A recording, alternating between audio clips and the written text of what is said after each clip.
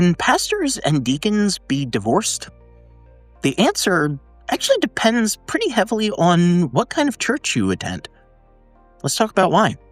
Hey everyone, I'm Colin, the resident nerd and Bible scholar here at the Bible Uncut and Unfiltered.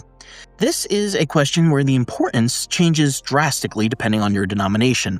For starters, in some traditions like Catholicism, the question barely exists because clergy usually aren't married in the first place. In many churches, it's not even that much of a concern at all. But in the independent fundamental Baptist circles in which I grew up, that was a defining topic for the debate of what kind of man could lead your church. See, it wasn't just about theology, it was about worthiness. Specifically, the worthiness of a man, because, it was always a man, to serve as a pastor or deacon.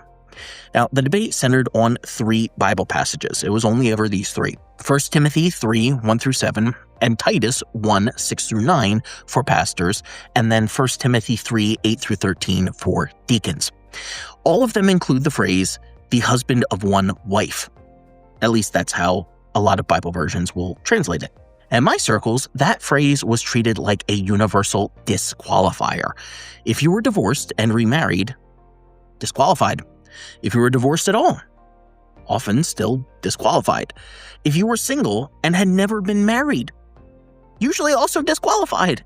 And the reasoning given for single men to be disqualified was actually pretty troubling when you think about it.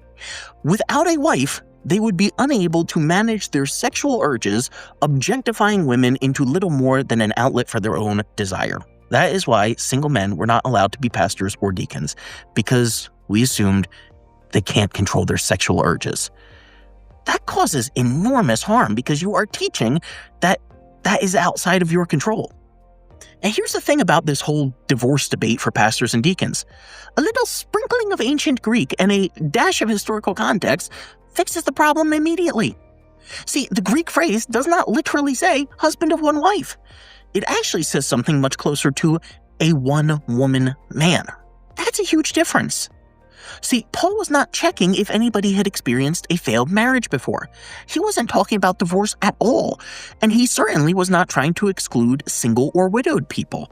He was talking about faithfulness. In the ancient Near East of his time, polygamy, concubinage, and sexual relationships tied to pagan worship were pretty common.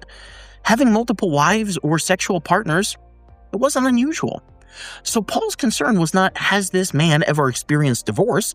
It was, is this man sexually faithful and relationally grounded?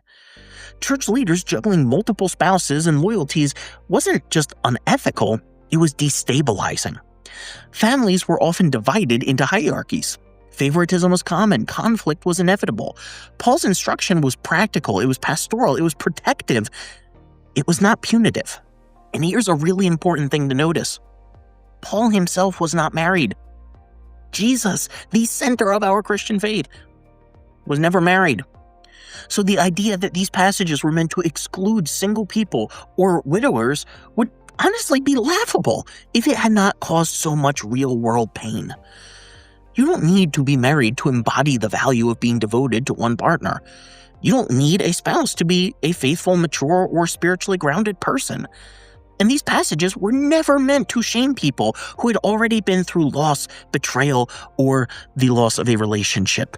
Here's a good rule of thumb for you. When your reading of Scripture turns a pastoral guideline into a weapon, especially against people who have already been wounded, that is a sign you are misreading the text.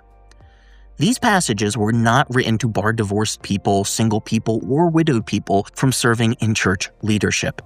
They were written to prevent polygamy and sexual exploitation in leadership. That's it. I know many people genuinely want to honor God and take Scripture seriously, but taking Scripture seriously also means refusing to use it in ways that it was never intended to be used. And if your interpretation would exclude Jesus and Paul from ministry, it's probably time to revisit that interpretation.